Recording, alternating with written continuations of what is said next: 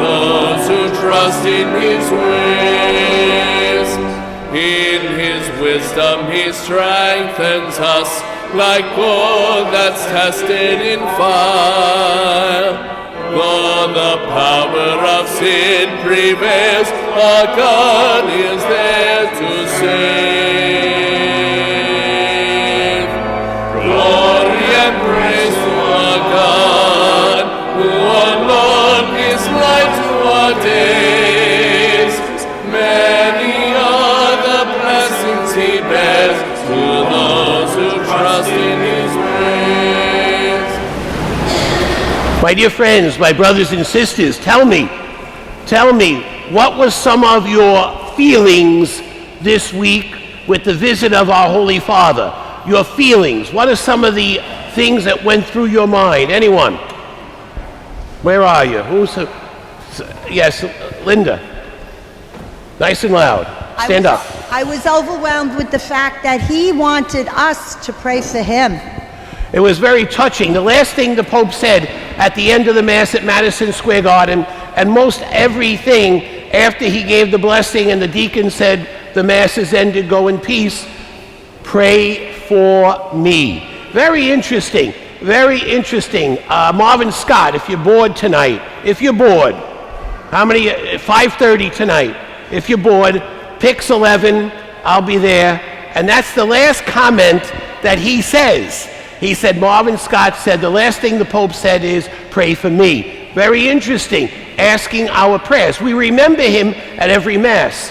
Other thoughts, words, actions, what else? Mrs. Brown, our nursery teacher, nice and loud. That is, his humility transcends those of his predecessors, and that he's a human force of kindness, that, his main mission in life is to bring everyone together regardless of race or religion. And I was just honored to be in his presence yesterday at JFK. That's right. International Airport. He brought people together.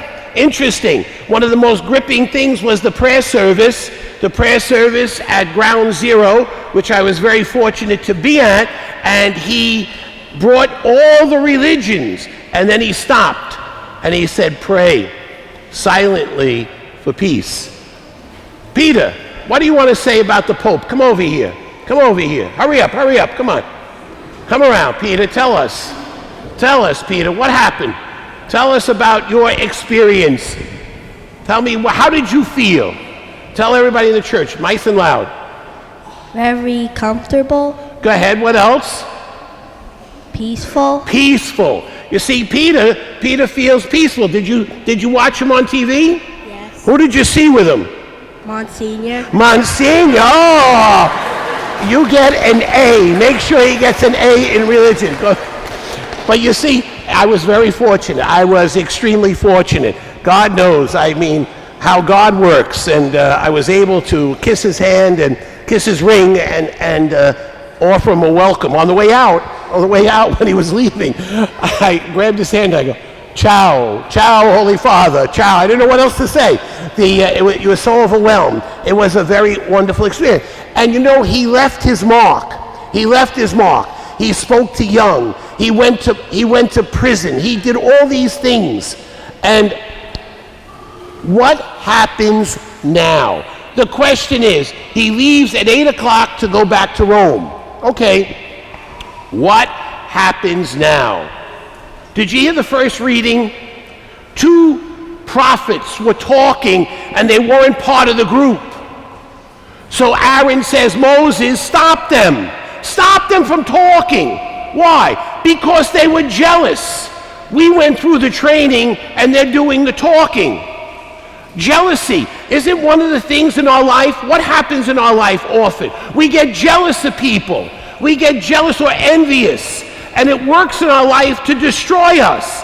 What was the Pope saying? He said, you can't let these things happen. You can't let things destroy you. You got to work together. You got to talk to each other. This neighborhood is a transitioning neighborhood.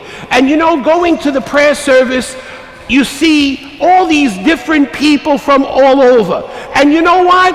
I think it's better living here than living in one of these monolithic communities We can all go out to Massapequa, and we can live with all Italian Americans or all Irish Americans. Oh yeah, my kind, right?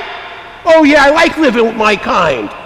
But isn't it much better to be open to the world, to see Muslims, to see Chinese, to see Orthodox Hasidic Jews, and to talk, not just ooh, look. Break the walls. That's what the Pope is saying. He's saying to you and me, break the walls. And don't just look at people, talk to people, people that you don't like. You know how many messages I got from people I'm mad at? Somebody texted me this whole long thing. Said, you know, you're stupid.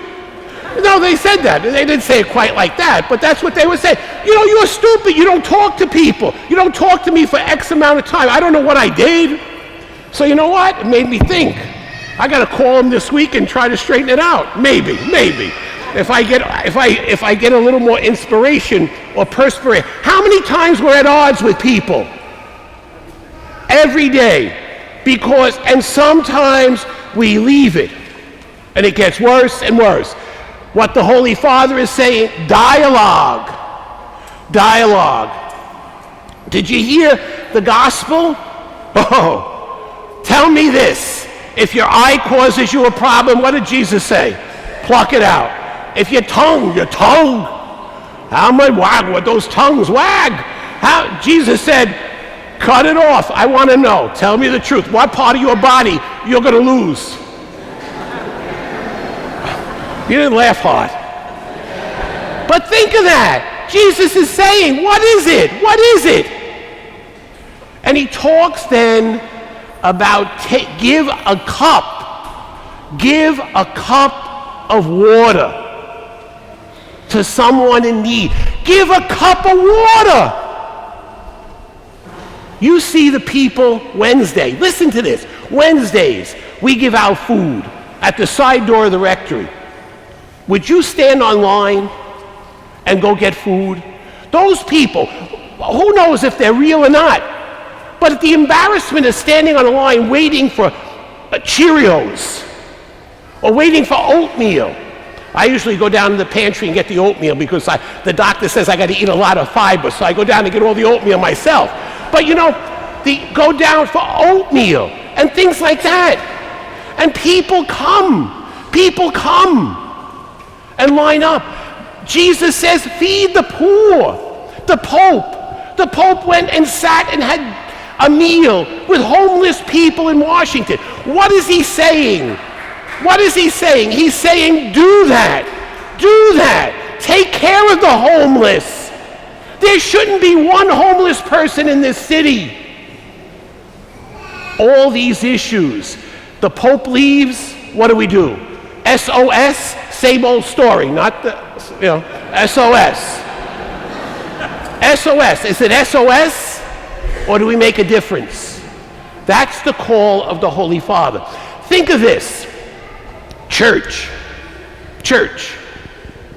How do we go to church? Think of this. Do we go regularly? You know what regularly means? Every Sunday. Oh, this Sunday, my kid's got a track meet. This Sunday, I got to go to an engagement party in Staten Island.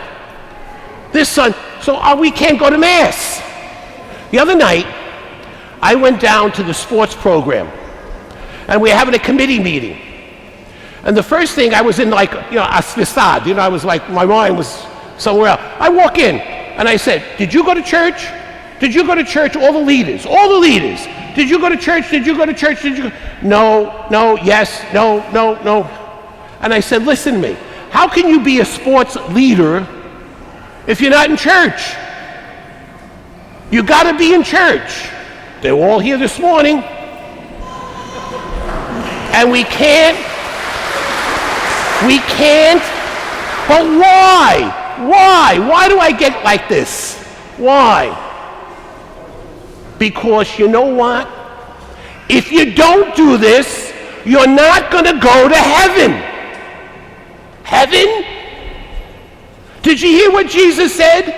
If your eye causes you to sin, better to pluck it out than to go to Gehenna, which means go to hell, go directly to hell, do not collect $200, go directly to hell. That's why. We're going to heaven. We're trying to work our lives out to go to heaven. You remember heaven? Why did God make us? To know him, to love him, to serve him in this world, to be happy with him forever in heaven. Why was the Pope here? Why was the Pope here? To get the city crazy for 40 hours? You know why the Pope was here? To remind us we got to get to heaven.